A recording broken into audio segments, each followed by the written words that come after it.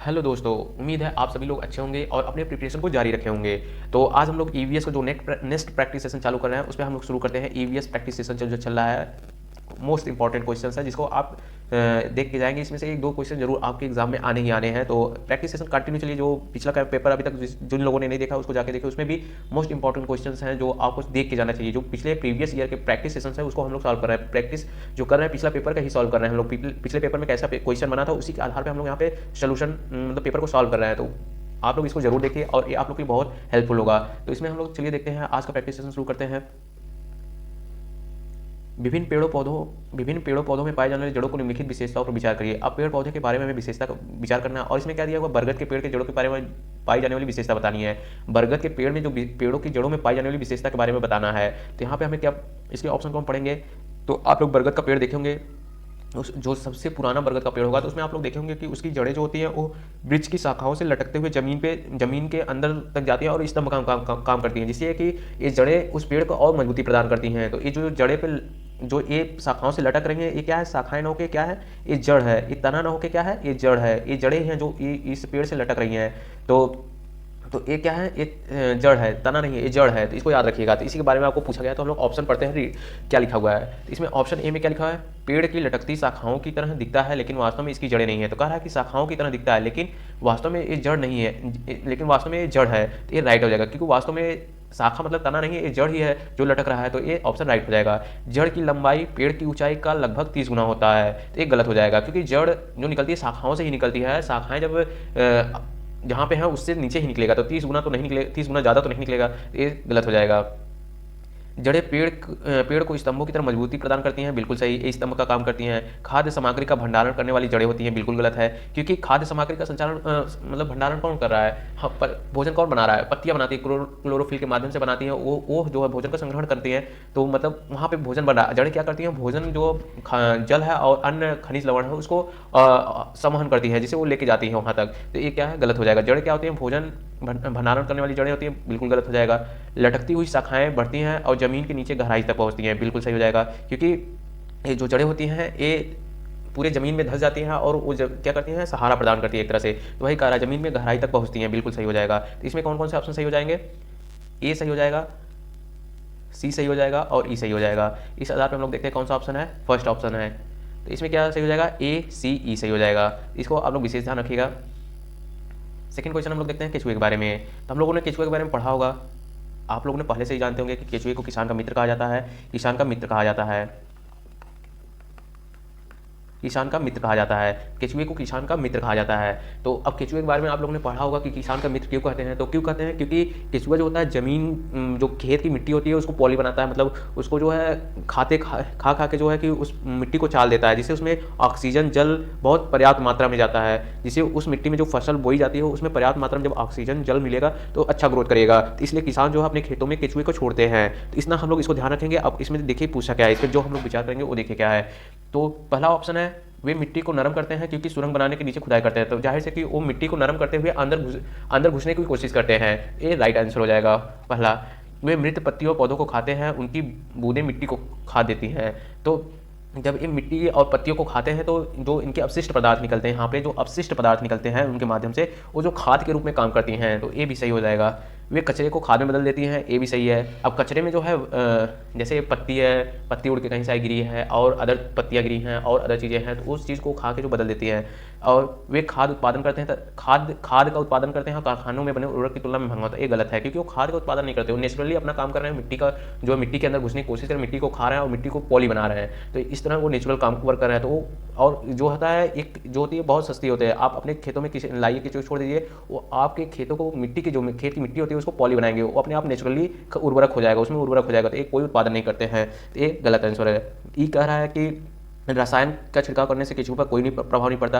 अगर हम रसायन का छिड़काव कर रहे हैं तो केचुए मर जाएंगे, तो इसका प्रभाव पड़ता है। तो ये यहाँ पे जो कह रहा है कि ये गलत है, प्रभाव पड़ता है। तो इसमें कौन कौन से ऑप्शन सही हो गए, ए सही हो गया, बी सही हो गया और सी सही हो गया। तो इस आधार पर हम लोग देखते हैं कौन सा ऑप्शन है।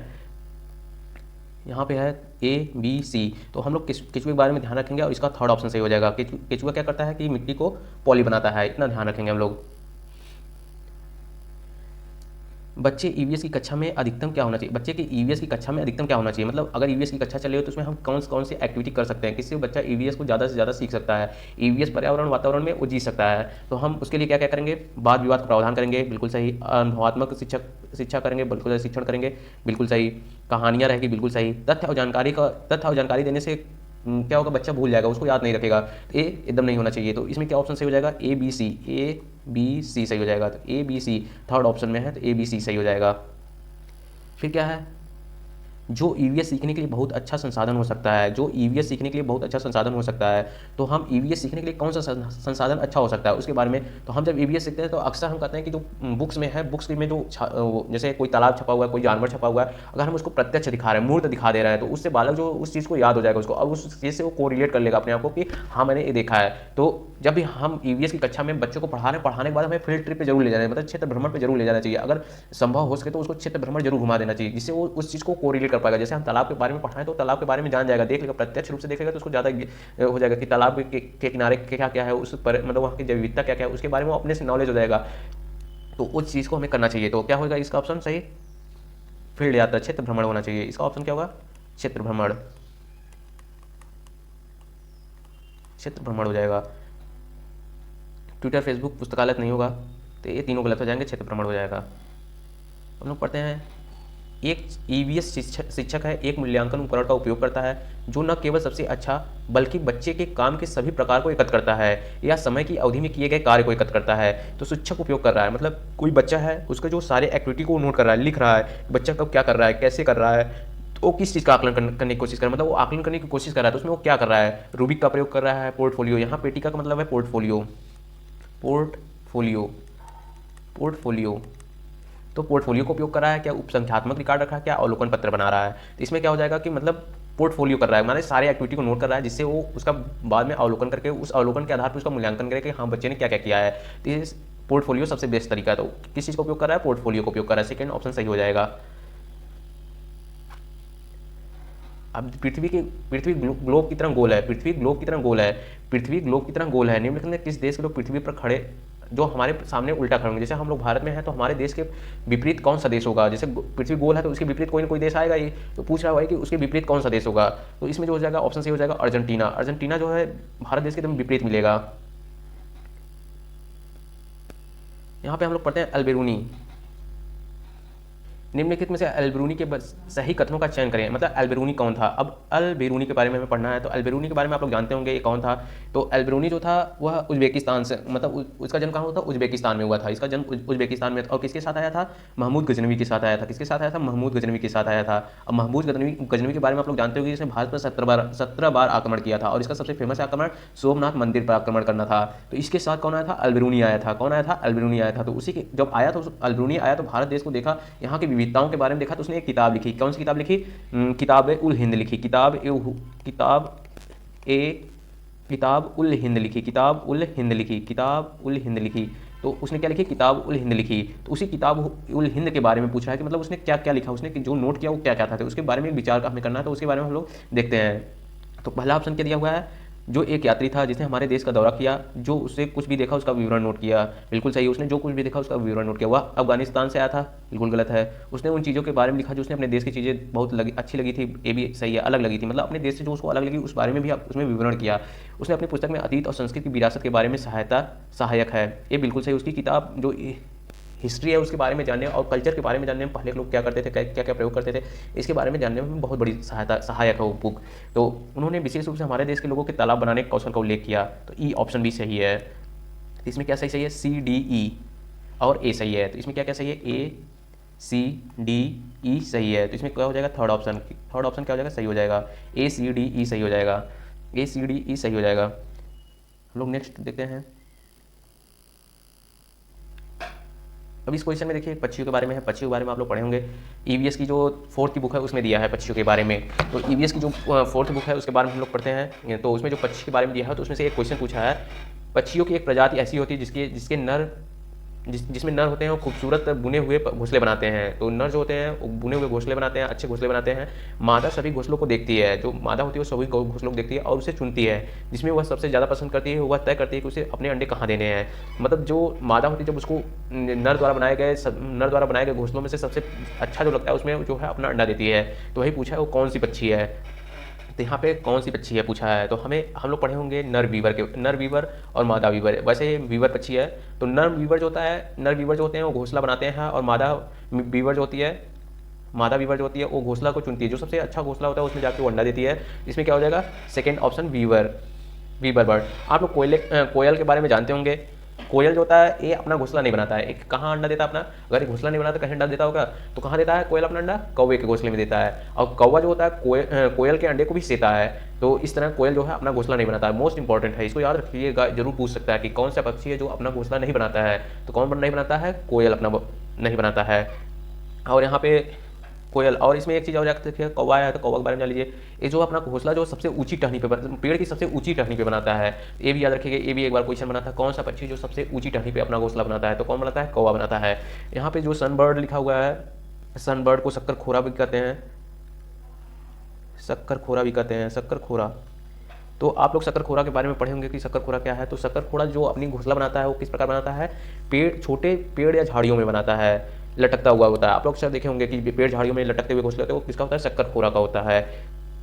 तो आप लोग उसमें जो यूज़ करते हैं बाल, बारीक घास, पतली टहनियाँ, सूखे पत्ते, रुई पेड़, इसी सब का प्रयोग करते हैं। तो आप इसके बारे में शक्कर खोरा के बारे में जान गए। और बारबेट किसे कहते हैं, बारबेट जो होता है बसंत गौरी को कहते हैं, बारबेट किसे कहते हैं, बसंत गौरी को कहते हैं। तो आप इसके इन घोंसलों के बारे में एक डिटेल वीडियो बनाएंगे। चिड़िया के बारे में अभी आने वाले वीडियो में रहेंगे, लेकिन आप जो है इसको जरूर ध्यान रखिएगा। फोर्थ के ईवीएस के चैप्टर में है, फोर्थ के बुक में है ईवीएस के चैप्टर में। आप इसका जो याद रखिएगा, वीवर जो नर वीवर है और मादा वीवर है, वीवर पक्षी जो है ऐसा करते हैं। तो हम लोग नेक्स्ट देखते हैं, खाना पकाने के पार्ट के संबंध में एक प्रामाणिक कार्य क्या होगा। अगर हम खाना पकाना सिखा रहे हैं, मतलब खाना पकाने का अगर पार्ट है उसमें, तो हमें एक मतलब हम बच्चे को सिखाना चाहते हैं कि हाँ खाना में क्या क्या पड़ता है, कैसे पड़ता है। अगर हम उसके प्रैक्टिकल नॉलेज देंगे तो वो ज़्यादा सीख जाएगा, बल्कि ये बताने के बजाय कि हाँ ये पड़ेगा, तो उसमें जो है कि वो जो है वो नहीं जान पाएगा, वो कभी नहीं सीख पाएगा। तो अगर हमें खाना बनाने का जो प्रामाणिक कार्य करवाना है तो उसमें जो है हमें उसे प्रैक्टिकल नॉलेज देगा। तो वही पूछ रहा है कि इसमें क्या प्रामाणिक कार्य होगा। तो हमें देखिए पहला ऑप्शन दिया है, विद्यार्थियों को यह दिखाना कि आप कक्षा में वास्तविक सामग्री से सैंडविच कैसे बनाते हैं। विद्यार्थियों से गेहूं के आटे बनाने वाले व्यंजनों की सूची लिखने के लिए कहना। यहाँ पे कहना गलत हो जाएगा कि मतलब सूची बना के लाओ, हाँ ये हो गया। आपके विद्यालय में फायरलेस कुकिंग, मतलब आग जैसे कुकिंग जो कर रहे हैं उसमें फायरलेस मतलब आग न लगी हो उसकी कुकिंग के द्वारा हम जो करते हैं मेले का आयोजन करते हैं। मतलब मेले का आयोजन करके छात्रों को भोजन बनाते हैं और बेचते हैं। जैसे मतलब एक होता है ना एग्जीबिशन होता है कि जिसको लगाते हैं विद्यालय में, जिससे वो बच्चा उस माध्यम से सीख जाता है। तो ये जो होता है अब यहाँ पे करके सीखना हो गया, मतलब एक करके सीखने में वो ज़्यादा सीखेगा, तो मतलब खुद से कर रहा है तो ज़्यादा सीखेगा। तो इसमें ये जो थर्ड ऑप्शन है ये ज़्यादा सही हो गया, फायरलेस कुकिंग का आयोजन करके। क्लास गार्डन बनाना जहाँ सभी बच्चों को टमाटर मिर्ची, ये तो नहीं।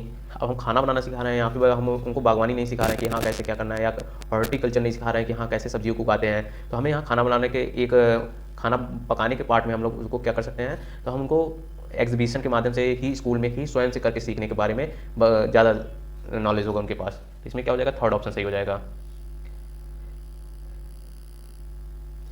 हम लोग पढ़ते हैं अगला क्वेश्चन, निम्नलिखित में कौन सा प्रयोग का उपयोग करके एक विशिष्ट निष्कर्ष पर पहुंचने का सबसे अच्छा उदाहरण है। मतलब हम कौन सा विशिष्ट निष्कर्ष पहुंचने का सबसे अच्छा उदाहरण है।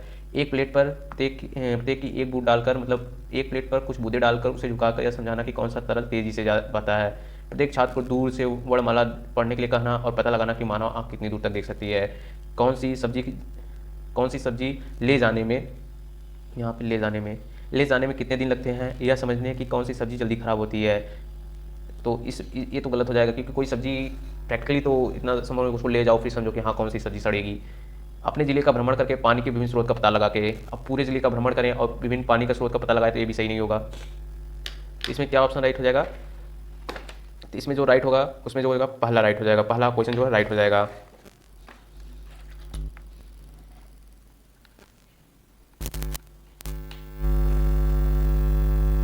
नेक्स्ट क्वेश्चन देखते हैं हम लोग, सुश्री वैष्णवी उदाहरणों का प्रयोग करते हुए पर्यावरण में चीजों को अन्योन्याश्रित के विचार को पढ़ा रही हैं। समुदाय से निम्नलिखित में कौन सा उदाहरण अवधारणा को पढ़ाने के लिए सबसे उपयुक्त है। मतलब किसी समुदाय के बारे में पढ़ा रही हैं और एक दूसरे को पढ़ा रहे हैं, तो उसमें मतलब सबसे उपयुक्त क्या होगा, कौन सी अवधारणा सबसे ज़्यादा उपयुक्त होगी। इसमें क्या होगा, एक परिपक्व खेल का मैदान, कचरा निपटान का मैदान, थाना, नाई। इसमें एक परिपक्व खेल का मैदान का निर्माण हो जाएगा। उसके माध्यम से हम जो समुदाय के बारे में अगर उनको पढ़ा रहे हैं, उनको मतलब पर्यावरण की चीज़ों में उनको एक दूसरे से इंटरेक्ट होना बता रहे हैं, तो समुदाय के बारे में बता रहे हैं, तो उसको जो खेल के मैदान में वो एक दूसरे से यूनिटी के बारे में और अधिक चीज़ें के बारे में वो समझेंगे। इसमें क्या हो जाएगा, फर्स्ट ऑप्शन राइट हो जाएगा। निम्नलिखित में से उस प्रकार के घरों का चयन करिए जो रहने वाले अधिकांश गाँव के लोगों के द्वारा बनाया जाता है। अब इसमें से मतलब इस क्षेत्र को पहचान करना है। इसमें एक दिया है कि मतलब एक विशेषता दी है, उसके आधार पर हमें बताना है कि वो वहाँ पे घर कैसे बनते हैं। तो भारी वर्षा होती है, तो भारी वर्षा कहाँ पे जहाँ पे होगी वहाँ घर कैसे बनेंगे। तो हम लोग ने ईवीएस के एक चैप्टर पढ़ा हुआ, थर्ड में पढ़े होंगे कि हाँ कहाँ कौन सा घर बनता है। तो सपाट लकड़ी छतों वाले बाँस के घर, मतलब छत पे जो होता है बाँस के घर होंगे। ये नहीं होगा, सपाट छतों वाले पत्थर या लकड़ी के घर ये लद्दाख में बनते हैं। ये वाला जो है लद्दाख में बनता है। लद्दाख में पढ़े होंगे कि मोटी मोटी दीवारें होती हैं और उसका छत जो होता है सब चौकोना होता है, 4 कोने होते हैं। उस पर हम लोग सब्जी मतलब ठंडियों के आने से पहले ही सब्जी को जो सुखा के रख लेते हैं, जो ठंडियों के काम आता है। ये जो है सेकंड जो होता है लद्दाख हो जाएगा। ढाल वाली छतों वाले खंभे पर बने घर, जो ढाल की तरह बने होते हैं और जो नीचे खंभे बाँस के खंभे लगे होते हैं, ये वाले जो घर होते हैं, ये जो होता है कि ये वाले प्रयोग वहाँ पे बारिश ज़्यादा होती है, इसलिए बारिश के ऊपर रखने के लिए उस फर्श को वहाँ पे हम लोग खंभों पे बनाते हैं। तो छतों वाले खंभों पर घर बनाते हैं, ढाल वाली छतें होती हैं, खंभों बनता है। ये वाला राइट ऑप्शन हो जाएगा आपका, थर्ड ऑप्शन। मिट्टी और तिनके का घर, कटीली झाड़ियों, तो ये जो है मिट्टी के घर और झाड़ियाँ ऊपर लगी हो तो क्या हो जाएगा, राजस्थान में बनती है। तो इसका हमें ध्यान रखना है कि इसका कौन सा हो जाएगा, थर्ड ऑप्शन राइट हो जाएगा। तो ये वाला घर कहाँ बनता है, असम में भी बनता है और मेघालय में भी बनता है, जहाँ ज़्यादा बारिश होती है वहाँ पे ये वाले घर बनते हैं। तो असम याद रखिएगा।